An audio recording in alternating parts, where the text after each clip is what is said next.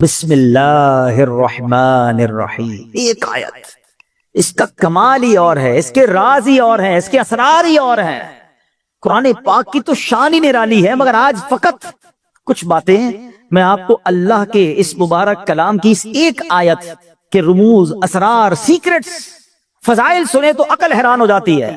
جو شخص، بہت سارے ایسے لوگ ہوں گے جو کاروباری مشکل کا، آج کل مہنگائی بھی بہت ہے، گزارا بھی نہیں ہو رہا، تو غور سے وظیفہ لے جائیں، کل سے کرنا شروع کرتے ہیں کہ جو شخص طلوع آفتاب کے وقت سورج کی طرف رخ کر کے بسم اللہ الرحمن الرحیم 300 بار اور درود شریف 300 بار پڑھے، اللہ تعالیٰ اس کو ایسی جگہ سے رزق عطا فرمائے گا جہاں اس کا گمان بھی نہیں ہوگا، اور روزانہ پڑھنے سے انشاءاللہ عز و جل 1 سال کے اندر امیر و کبیر ہو جائے گا۔ وظیفہ پھر ریپیٹ کر دیتا ہوں، غور سے سن لیں۔ پہلے فجر کی نماز ادا کرنی ہے، اس کے بعد جب فجر کا وقت ختم ہونے لگے تو سورج طلوع ہوتا ہے، سورج طلوع ہونے کا وقت ہے، اس وقت آپ نے سورج کی طرف رخ کر کے ہاتھ میں تسبیح لینی ہے، 300 بار بسم اللہ الرحمن الرحیم، 300 بار درود پاک انشاءاللہ پڑھیں، اور پھر دیکھیں انشاءاللہ اللہ پاک رزق میں کیسی برکت دیتا ہے۔ سبحان اللہ۔ مولا علی شیر خدا نے ایک بڑا پیارا وظیفہ دیا، اور شاید اب جو میں وظیفہ بتانے جا رہا ہوں، جتنے لوگ یہاں موجود ہیں سب کو اس وظیفے کی ضرورت ہے۔ مولا علی شیر خدا کرم اللہ تعالی وجہ کریم سے بیسیکلی تو یہ روایت ہے، وظیفہ تو نبی پاک علیہ الصلوۃ والسلام نے عطا فرمایا۔ آقا فرماتے اے علی، میں تمہیں ایسے کلمات نہ بتا دوں جنہیں تم مصیبت کے وقت پڑھ لو؟ عرض کیا حضور ضرور، ارشاد فرمائے میری جان آپ پر قربان، تمام اچھائیاں ہم نے آپ ہی سے تو سیکھی ہیں۔ پیارے آقا علیہ الصلوۃ والسلام نے فرمایا جب تم کسی مشکل میں پھنس جاؤ اس طرح پڑھو، بسم اللہ الرحمن الرحیم ولا حول ولا قوت الا باللہ العلی العظیم، بس اللہ پاک اس کی برکت سے جن بلاؤں کو چاہے گا دور فرما دے گا۔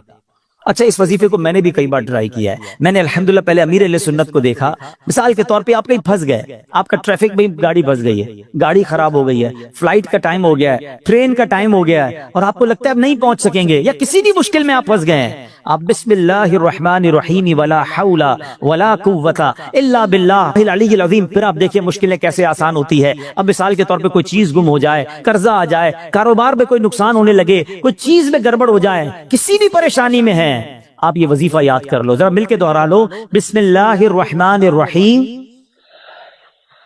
ولا حول ولا قوت الا باللہ العلی العظیم۔ تو یہ بڑے کمال کا وظیفہ ہے۔ ہاں اچھا، اب بیماری کے، بہت ساری بیماریوں کا علاج ہے، آخری بیان کے اینڈ میں 1-2 باتیں تاکہ تعویذ وظیفہ بھی مل جائے، آپ کو فائدہ رہے گا۔ ایک شخص کو بخار آ گیا تو حضرت شیخ فقی ولی عمر بن سعید رحمۃ اللہ تعالی کی ان کی عیادت کے لیے آئے، جاتے ہوئے ایک تعویذ عنایت فرمایا کہ آپ کھول کر مت دیکھنا۔ ان کے جانے کے بعد اس نے تعویذ پہنا تو بخار فوراً چلا گیا، اس سے رہا نہیں گیا، اسے تعویذ کھولا کہ ایسا کیا لکھا کہ یوں بخار چلا گیا، تو اس میں بسم اللہ الرحمن الرحیم لکھا تھا۔ دل میں وسوسہ آیا تو یہ تو کوئی بھی لکھ سکتا ہے، ابھی عقیدت میں کمی آئی تو فوراً بخار بڑھنا شروع ہو گیا۔ ٹیسٹ کرتے نا لوگ، اللہ والوں کا بھی ٹیسٹ کرتے ہیں، ایسے بھی لوگ ہیں۔ ابھی اس نے سوچنا شروع کیا تو بخار بڑھ گیا، پھر حضرت کی بارگاہ میں دوڑا گیا کہ حضور معاف کر دیں، میں نے تو جو ہے وہ تعویذ کھول دیا تھا، تو آپ تو اللہ والے تھے، آپ نے دوبارہ تعویذ لکھ کر دیا۔ اس کے ہاتھ جیسے ہی اس کو باندھا تو پھر اس کا بخار چلا گیا۔ اب کی بار دیکھنے سے منع کیا، مگر ڈر کے بارے کھول کر نہ دیکھا، بالآخر سال کے بعد کبھی جا کے کھول کر دیکھا تو اس میں بسم اللہ الرحمن الرحیم ہی لکھا ہوا تھا۔ تو سبحان اللہ، اس کی خوب برکتیں ہیں۔ اور بتایا گیا کسی کی نکسیر پھٹ جائے نا، بعض اوقات خون نکل رہا ہوتا ہے، تو پیشانی سے بسم اللہ الرحمن الرحیم لکھنا شروع کرے اور ناک کی نوک تک، یعنی یہاں سے لکھنا شروع کرے اور یہاں تک ختم کرے، تو انشاءاللہ عز و جل اس کی جو ہے وہ خون آنا جو ہے وہ بند ہو جائے گا۔ بہرحال بہت سارے وظائف ہیں، بسم اللہ الرحمن الرحیم ہر کام، نیک اور جائز کام شروع کرنے سے پہلے پڑھنا ہے، پھر دیکھیں اس کی کیسی برکتیں ملتی ہیں۔ بے ایمانوں کو ایمان دینے والی یہ آیت ہے، ذرا واقعہ سنیے گا۔ ایک یہودی تھا، نان مسلم، ایک یہودن پر عاشق ہو گیا، اور عشق مجازی کا اس پر ایسا غلبہ ہوا کہ یہ مجنون جیسا ہو گیا، نہ کھانے پینے کا ہوش تھا، نہ آرام کرتا تھا، بڑا پریشان۔ اس زمانے میں اللہ کے ایک ولی تھے، حضرت عقا رحمت اللہ تعالی علیہ، ان کے پاس آیا اور کہا کہ حضور میں بہت پریشان ہوں، وہ فلاں سے عشق ہو گیا ہے، چین ہی نہیں آتا۔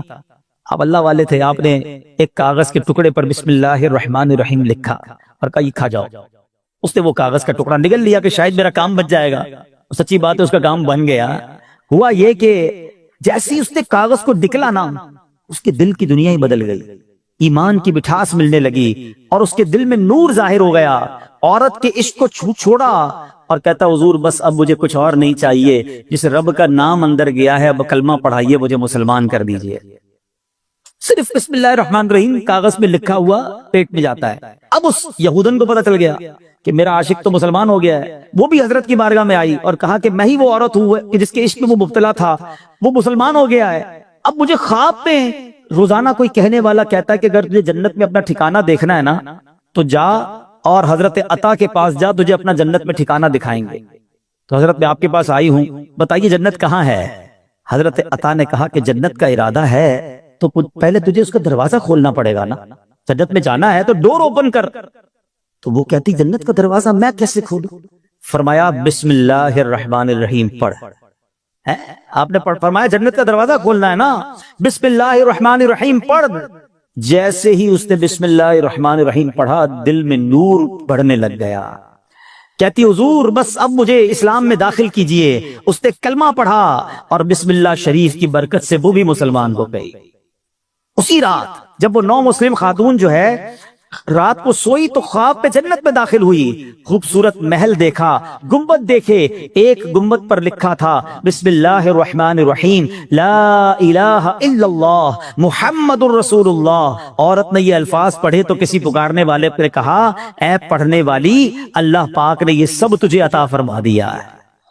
آئے ہائے ہائے، بسم اللہ کی برکت ہے، ہم نے پائی جنت ہے، کتنی اچھی قسمت ہے، یہ سب رب کی رحمت ہے. تو بسم اللہ الرحمن الرحیم کی تو کیا ہی بات ہے. پیارے اسلامی بھائیوں، ایک پوری آیت، یہ یاد رہے، شاید بہت سارے لوگوں کو پتہ نہیں ہوتا کہ دو سورتوں کے درمیان فاصلے کے لیے بسم اللہ الرحمن الرحیم کو اتارا گیا. اور یہ آیت قرآن پاک میں ایک جگہ قرآن کا حصہ بھی ہے، پارہ 19 سورہ نمل، اور یہ آیت کا حصہ ہے. اور اس کے معنی کیا ہے؟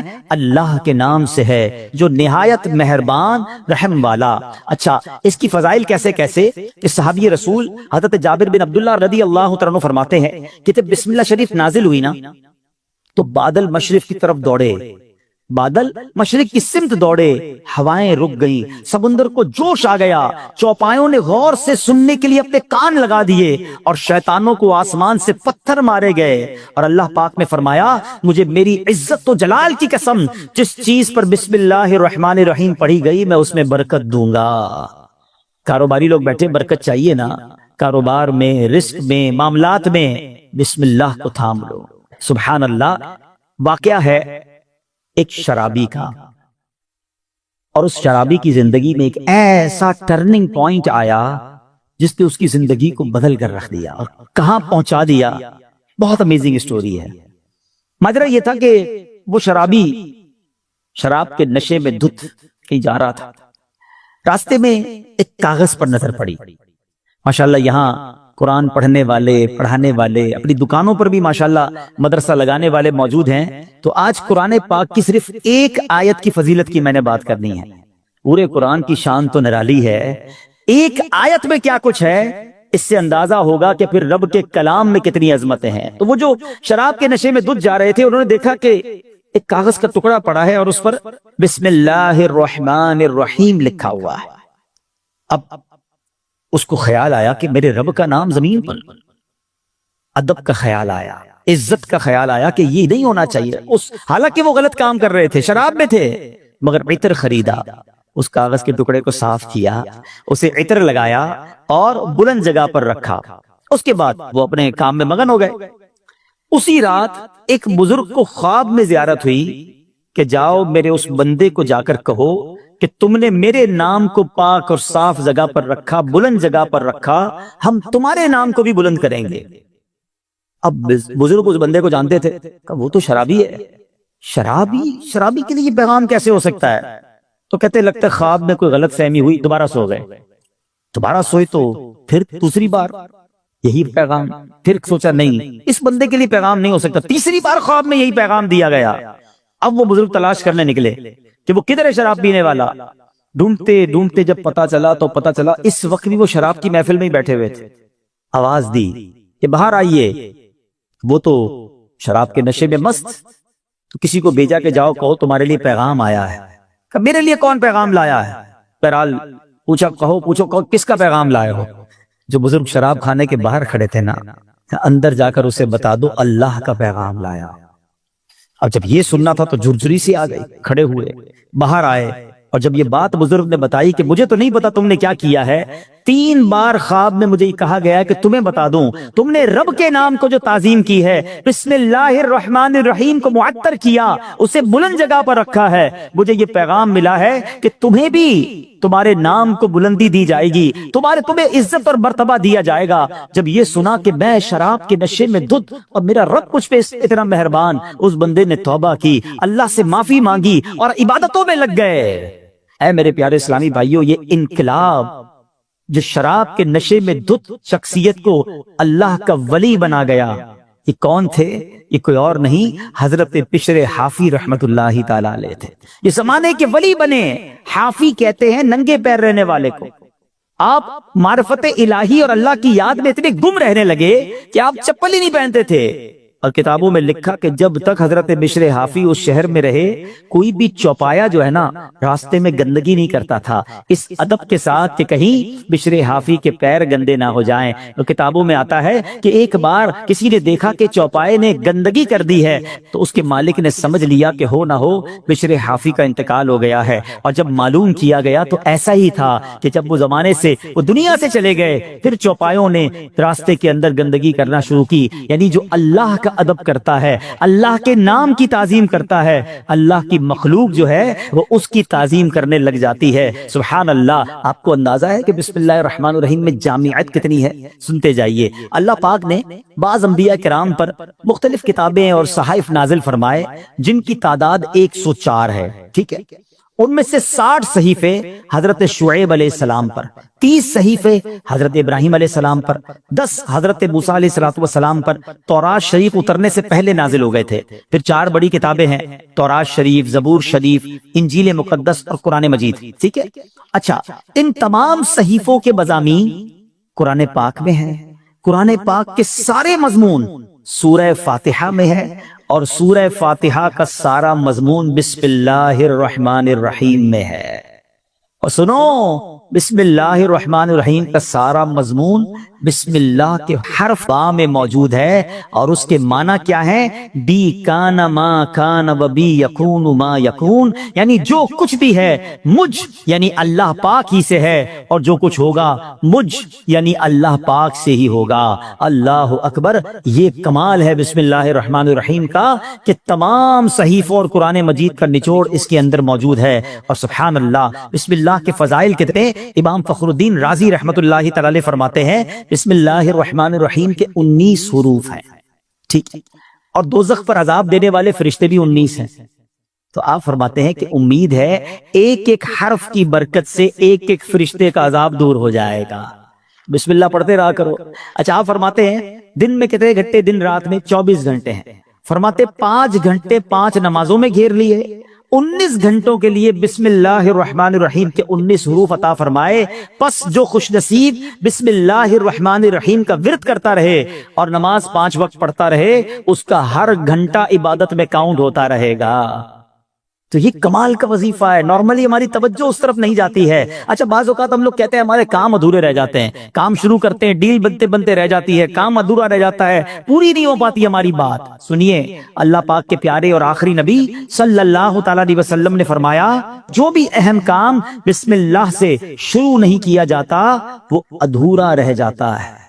غور فرمائیے کیسی محرومی ہے. اگر اچھی اور اہم کام سے پہلے بسم اللہ نہ پڑھی جائے تو کام ادھورے رہ جاتے ہیں، اس پہ برکت نہیں ہوتی. اب ہو سکتا ہے کہ ذہن میں خیال آئے کہ میں تو بسم اللہ نہیں پڑھتا پھر بھی کام پورے ہو جاتے ہیں.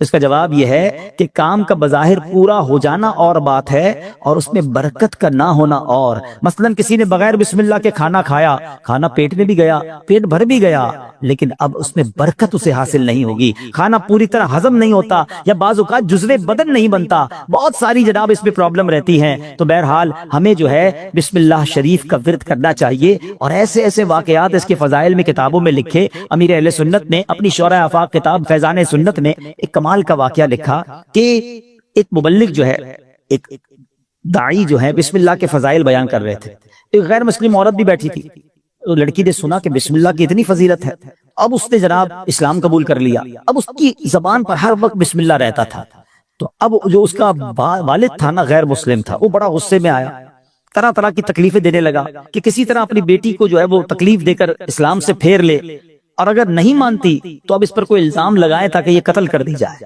تو لڑکی کا باپ جو بادشاہ کا وزیر تھا، ایک دن اس نے شاہی مہر والی انگوٹھی اپنی بیٹی کو رکھنے کے لیے دی، بیٹی نے انگوٹھی دی اور بسم اللہ الرحمن الرحیم کہہ کر انگوٹھی پہلے وصول کی، بسم اللہ الرحمن الرحیم پڑھ کر، اور اس کے بعد اس نے بسم اللہ الرحمن الرحیم پڑھ کر جیب میں ڈال دی۔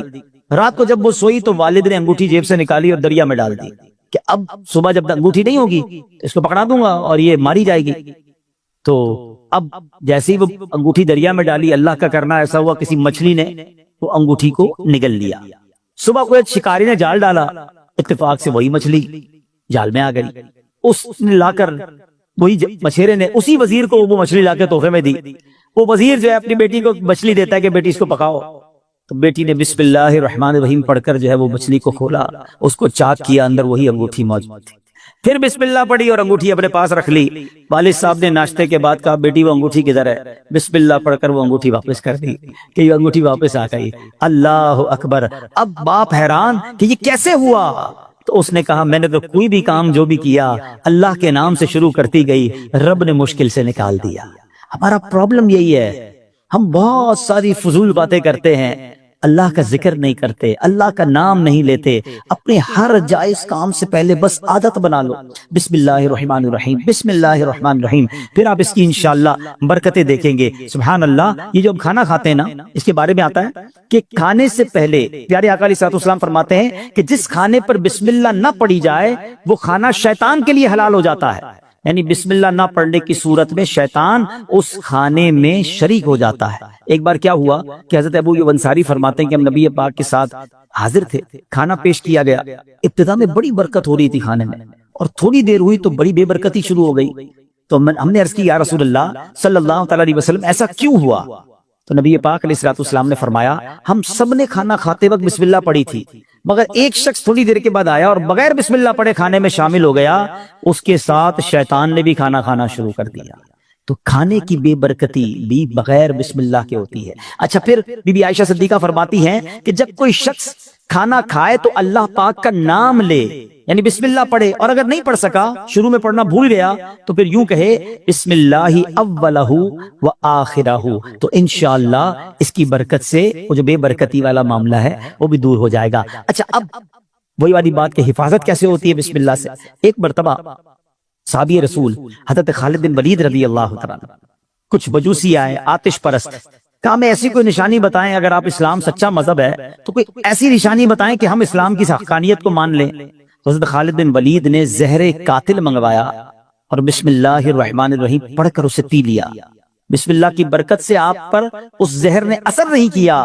یہ منظر دیکھ کر وہ آگ کی پوجا کرنے والے پکار اٹھے کہ سبحان اللہ، دین اسلام حق ہے، اللہ اکبر۔ وہ یقین تھا نا، اللہ کے ولی صحابی رسول ہیں، بسم اللہ پڑھ کر زہر پی لیا کہ اللہ کے نام سے پی رہا ہوں تو رب حفاظت کرے گا۔ وہ توکل کا لیول تھا کہ زہر نے اثر نہیں کیا۔ تو اے میرے پیارے اسلامی بھائیو، یہ شان ہے بسم اللہ کی۔ اچھا، صرف کھانے پینے سے پہلے نہیں، ہر کام سے پہلے بسم اللہ پڑھیں۔ اب آپ وضو کر رہے ہیں نا، دیکھیں کتنے ثواب ملٹی پلائی ہو جاتا ہے۔ حضرت ابو ہریرہ رضی اللہ تعالیٰ عنہ راوی ہیں، اور نبی پاک صلی اللہ تعالی علیہ وسلم نے فرمایا اے ابو ہریرہ، جب تم وضو کرو تو بسم اللہ والحمدللہ پڑھ لیا کرو، جب تک تمہارا وضو باقی رہے گا اس وقت تک فرشتے تمہارے نامہ اعمال میں نیکیاں لکھتے رہیں گے۔ اب تو وضو کرتے ہیں، نماز پڑھ لیتے ہیں، لیکن جتنی دیر وضو رہے گا پڑھنا کیا ہے؟ در دوہرا بھی لے میرے ساتھ، بسم اللہ والحمدللہ، بسم اللہ والحمدللہ، بسم اللہ والحمدللہ۔ اچھا، تفسیر نبوی میں ایک اور جگہ کہاں بسم اللہ پڑھنا ہے، کہتے جو شخص کسی جانور پر سوار ہوتے وقت بسم اللہ اور الحمدللہ پڑھ لے تو اس جانور کے ہر قدم پر اس سوار کے حق میں ایک نیکی لکھی جاتی رہے گی۔ آپ جانور پر سواری نہیں کرتے، گاڑی میں بیٹھتے ہوئے پڑھ لیں بسم اللہ اور الحمدللہ، پھر پوری دعا بھی پڑھ لیں سبحان الذی سخر لنا، اگر وہ یاد ہے نہیں تو کم از کم بسم اللہ اور الحمدللہ ضرور پڑھ لے۔ اسی طرح جو کشتی میں سوار ہوتے وقت بسم اللہ اور الحمدللہ پڑھ لے، جب تک وہ اس میں سوار رہے گا اس کے لیے نیکیاں لکھی جاتی رہیں گی۔ ثواب کا میٹر ہے مگر ہم پڑھتے نہیں ہیں۔ اگر یہی ہمیں کوئی کہے کہ جناب آپ اپنی گاڑی میں بیٹھے اور بسم اللہ اور الحمدللہ پڑھ لیں، آپ آج کا پیٹرول فری ہو جائے گا، تو بندہ پھر بغیر بسم اللہ الحمدللہ پڑھے گا تو کبھی بھی نہیں بیٹھے گا۔ وہ صحیح ہے، دنیا کا نفع بتاؤ مولوی صاحب، میں آپ کو آخرت کا نفع، نیکیوں کا نفع، ہر قدم پر ثواب کی آپ کو بشارتیں سنا رہا ہوں، تو پلیز اس وظیفے کو تھام لیجئے۔ اور ایک اور بات، اپنے بچوں کو بھی بسم اللہ کی عادت ڈالیں، یہ اللہ کو اتنا پسند ہے۔ آئے حیدر واقعہ سنیے گا، حضرت عیسیٰ علیہ السلام جو ہے ایک قبر کے پاس سے گزرے، آپ اللہ کے نبی تھے، اللہ نے ایسی نگاہ دی تھی کہ آپ نے دیکھ لیا کہ قبر میں عذاب ہو رہا ہے۔ کچھ عرصے کے بعد آپ پھر وہاں سے گزرے تو قبر میں جو ہے وہ نور کی کرنیں ہیں، عذاب دور ہو گیا۔ تو آپ نے اللہ کی بارگاہ میں عرض کی کہ مولا، یہ پہلے عذاب اور اب اس کی قبر میں عذاب دور ہو گیا، نور برس رہا ہے، اس کا راز کیا ہے، سیکرٹ کیا ہے؟ سنو ذرا، اے وہ خوش نصیبوں جو اپنے بچوں کو قرآن پڑھاتے ہو، اے وہ خوش نصیبوں جن کے بچے حافظ بن رہے ہیں، اے وہ اسلامی بھائیوں تمہیں مبارک ہو جو بچے کو دین سکھاتے ہو۔ باپ گناہگار، قبر میں عذاب ہو رہا تھا، اللہ کی طرف سے ارشاد ہوا جب یہ انتقال کیا نا اس بندے نے، بڑا گناہگار تھا، اس کی وجہ سے عذاب ہو رہا تھا، لیکن جب اس کا انتقال ہوا اس وقت اس کی وائف جو تھی پریگننٹ تھی، امید سے تھی، اس کے انتقال کے بعد لڑکا پیدا ہوا۔ کچھ عرصے کے بعد یہ لڑکا اتنا بڑا ہو گیا کہ اس کی ماں نے اسے مدرسے بھیجا، مکتب بھیجا، استاد نے بچے کو بسم اللہ پڑھائی۔ اے موسیٰ، مجھے حیا آئی، مجھے شرم آئی کہ میں اس شخص کو زمین کے اندر عذاب دوں جس کا بچہ زمین کے اوپر مجھے رحمان اور رحیم کے نام سے پکار رہا ہے۔ ہائے ہائے ہائے، میرا بچہ قرآن پڑھے اور میری قبر میں رحمتوں کی برسات ہو جائے، اور مجھے کیا چاہیے؟ خدا را اپنے بچوں کو قرآن پڑھاؤ۔ ہم لوگ آج لگ گئے، دوڑ میں لگ گئے، جناب فلاں یونیورسٹی، فلاں کالج، فلاں ڈگری، فلاں پی ایچ ڈی، فلاں سافٹ ویئر۔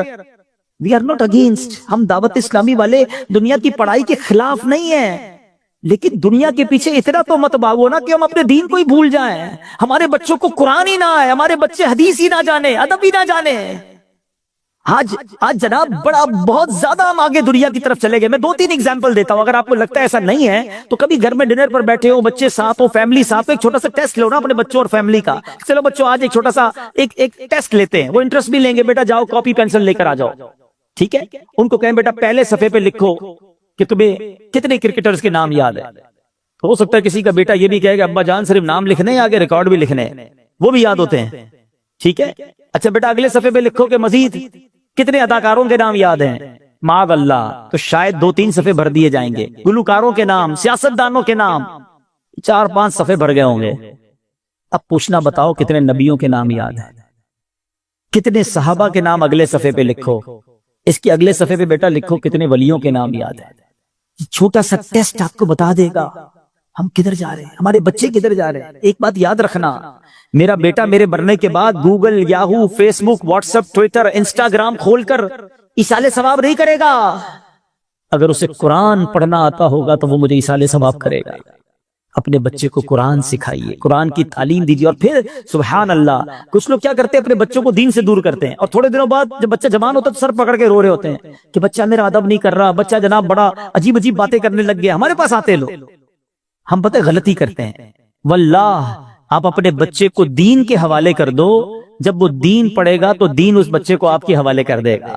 قرآن کہے گا ماں باپ کا ادب کرو، انہیں اف نہ کہنا۔ نبی پاک کی حدیث پڑھے گا تو وہاں سکھایا جائے گا کہ محبت سے اپنے ماں باپ کو دیکھو گے تو جنت کا ثواب ہے۔ ارے وہ اونچی آواز میں آپ سے بات نہیں کرے گا کہ ماں باپ ناراض ہو گئے، تو نبی پاک نے فرمایا جس کے ماں باپ راضی اس سے اس کا رب راضی، جس سے ماں باپ ناراض اس سے اس کا رب ناراض۔ تو پتہ یہ چلا بچہ دیندار بن گیا تو انشاءاللہ میرا بھی با ادب بن جائے گا، بچہ میرا بھی فرما بردار بن جائے گا۔ اگر میں نے اپنے بچے کو دین سے دور کیا تو کبھی وہ میرے ہی آگے کھڑا ہو جائے گا۔ دنیا میں ایک دستور سا بن گیا ہے، سب کے لیے نہیں کہتا مگر میجورٹی ایسا دیکھا گیا کہ جب بچہ دنیا میں ترقی کرتا ہے نا تو ماں باپ کو ڈر لگتا ہے کہ کہیں بچے کو برا نہ لگ جائے، بڑا افسر ہے، بڑا جناب نام والا ہے، بڑی ڈگری والا ہے، سب کے لیے نہیں کہہ رہا ہے، ماں باپ ڈرتے ہوئے بات کرتے کہ جناب برا نہ لگ جائے۔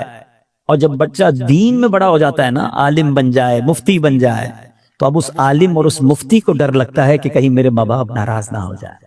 یہ فرق سمجھو، تو اپنے بچے کو قرآن پڑھائیے، دین سکھائیے۔ یہ بچہ آپ کا نیک بن گیا نا خدا نہ خواستہ اگر میرے گناہوں کی سبب اگر کوئی گڑبڑ قبر میں ہو بھی گئی نا، تو نیک اولاد کی دعا، نیک اولاد کا عمل جو ہے وہ انشاءاللہ مغفرت کا ذریعہ بن جائے گا۔ تو اپنی اولاد کو اپنے لیے ہمیں صدقہ جاریہ بنانا ہے۔